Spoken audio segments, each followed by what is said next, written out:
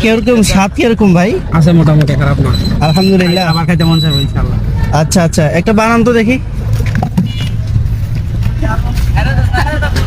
এটা হচ্ছে রুহুল আমিন ভাইয়ের ঝাল চানাচুর। দেখতে অনেক সুন্দর লাগছে, একটি সুন্দর সাইকেলের মধ্যে চানাচুর বিক্রি করছে।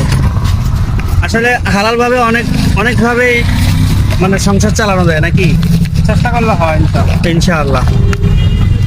জাল মোটামুটি দিছি, আর আমনেরটা জাল মোটামুটি দিছি।